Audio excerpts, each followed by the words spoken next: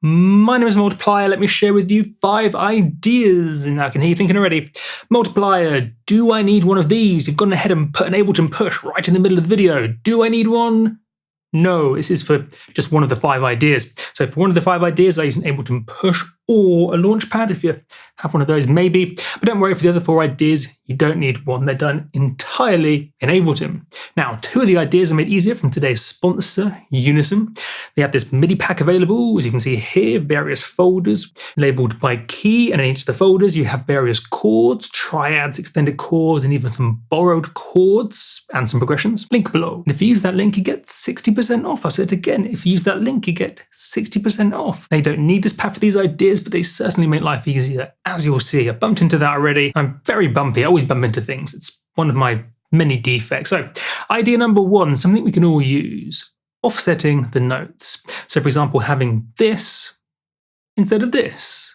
This makes things sound more natural and real, almost like a real person's playing the notes and not a computer robot man playing the notes. When a real human plays the notes, there's imperfections and feel and vibe. So even if you try to play 3 notes at once, it'll always slightly be offset because you don't have robot hands, you don't have forks. I mean, if you had, instead of a human hand, a fork, then there might be a way. Imagine a fork hand, like a fork you eat, knife and fork. You might be able to play 3 notes at once with a fork or a big fork, like a spade fork, but with human hands and fingers that are different lengths and different muscle bits attached, things will just always be offset. I mean, you've probably in fact seen this yourself if you tried to record you playing in a chord. Record you playing in a chord. Hit record, play a chord, zoom in, and you can see they're slightly offset. And so this is one of the reasons why we do it. The other reason, if you make the offset bigger, it's just more interesting and it sounds nicer. There's more feel and vibe and expression. It's just fundamentally more interesting to do than Robot Man plays everything on the grid all in time. I am a robot. Whereas a human expresses himself or herself with vibe and feelings and emotions and timing and so that's why we offset notes. Should almost always do it. Idea number 2, how to create a piano roll for just the scale you're working in. Let's say you're working in G major. What you do is take a progression for G major, such as this from today's sponsor, importantly using all the notes for that scale. We then fold it so that the piano roll has just the notes from that chord progression, and now here's the trick. We now select them all, hold shift, down, down, down, down, down, down, down, up, down, many times as you need, fill out the entire frequency spectrum. Holding shift and pressing up and down shifts everything up and down an octave. And so by doing this, we completely fill out the piano roll just for the notes in our scale.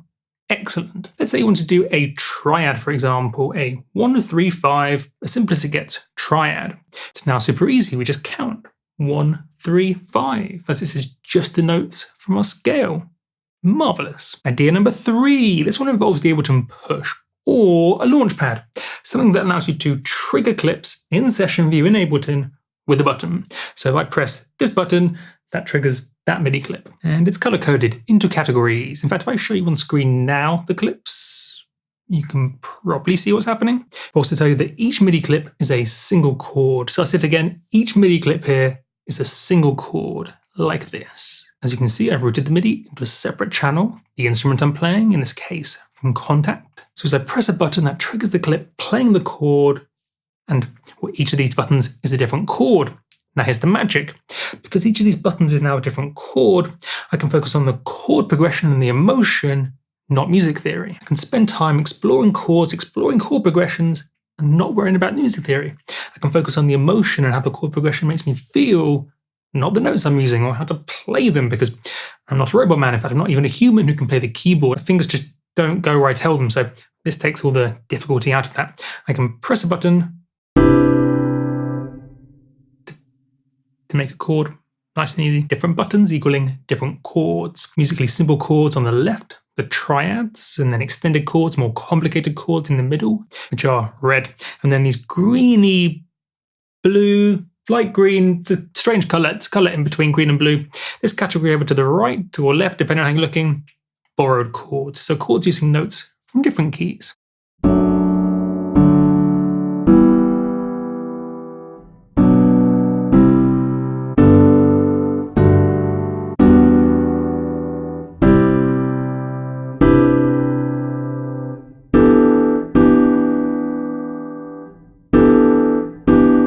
As you can imagine, this is made easier if you have the chords as MIDI clips, hence today's sponsor, Unison, and the MIDI pack. You can just drag them out. Easy peasy. Link below. Remember, if you use that link, you get 60% off. Yes, 60% off. It's not a typo, 60% off if you use the link below. In addition, you might want to do this. Select all the clips, turn off loop, turn off quantization, and change launch mode to gate. So it only plays as you hold the note down. Gate. Oh, and I did something else. Very cool stuff. So let's say you want to play the chord in a different octave. It's a natural thing to do. Find a chord. And if you think, how would that sound at a higher octave? I can use this guy to change the octave. Let me show you how. Pick the pitch MIDI effect and create 5 layers, each to a different octave. As you can see, maybe start with the MIDI effect rack and drag out the various pitch effects, the pitch MIDI effects. Then use the chain selection to choose one or the other, as you can see. So as I move the macro, either with a mouse or using an Ableton push, if there's a twiddly bit on the top, as I move the macro, therefore, I move the chain selector and I choose one of the various octaves and put one of these on each channel so you can have a different octave for the different channels. Bingo, bango bongo, excellent. Oh, and a quick note about borrowed chords, this big old category to the right here, the greeny blue color. These guys, these are borrowed chords because they borrow notes from other scales. Sounds strange, but if you use these chords occasionally, not all the time, but just occasionally, very sparingly, it's interesting and emotional and dramatic. It's nice, very nice. Don't be afraid of using notes occasionally in the wrong key.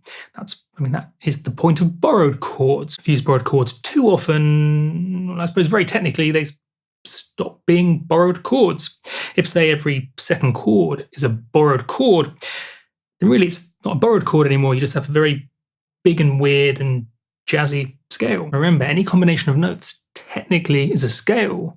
The more normal, I suppose more natural scales have 7 of the 12, but you could have 8 or 9. Some of the jazz scales have 8 notes. On a very technical level, any combination of notes is a scale, even if it sounds weird and strange. So use borrowed chords sparingly, intentionally, for dramatic effect, for emotional, if that makes sense. Idea number 4, arpeggiate chords. So take a chord progression, as you can see, and split it up into individual notes. Again, as you can see, the simplest way to do this is like so, effectively playing a chord as a string of individual notes, an arpeggio. But you can get more creative with this. You can change the pattern and make something more complex and interesting. Still an arpeggio, but a complex arpeggio. Or take this further and full-blown create a melody from the chords. So you could, for example, take this complex chord with lots of different notes and then fold the piano roll and then just draw in a melody using those notes from the chord.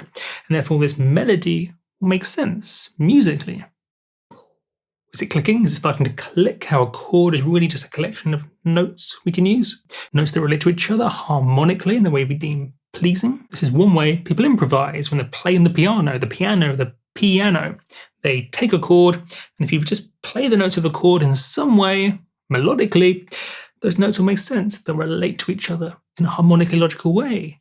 Hence, it's sounding nice and natural. It's not just magic, the way they drop their fingers on the keyboard and improvise. There's structure behind it, and chords are one of the main structures. Idea number 5, the final idea, something I have actually mentioned before, but an important one. Henceforth, that's why I'm mentioning it now. Revoicing a chord. To make a variation on a chord, take the chord and pitch a note up or down an octave or two. Such as you see here, taking a note from a chord and pitching it up or down an octave until you like how it sounds. Again, using shift, up, up, up, down, down, down, or up, down, up. The arrow keys on the computer, hold, up, down, up, until you like how it sounds. This creates a natural variation related to the original chord. So if you think about it, all these different chords you get are just building blocks. You take a chord and you have all these different options, variations Alternatively, to make something thicker, instead of just moving it up or down an octave, instead of just moving a note up or down an octave, duplicate the note and shift it up or down an octave. So you're adding in an additional note. Again, one of the notes that's already there is a different octave, but an additional note, making it thicker. But you can do this many, many times, taking, say, a simple chord and fully fleshing it out, making it thicker in a way that sounds natural. As you can see, these are the same notes that are already in the chord, just at different octaves. Marvelous. And there will of course be a link below to today's sponsor, this MIDI chord pack from Unison. Do check it out. As you can see, it's such a useful thing to have on your computer. MIDI chords from Unison. Link below. And if you use that link, you get 60% off. Yes, 60% off. I think that may be the biggest discount any sponsor's given so far. Very, very good. Very, very good. I like that a lot.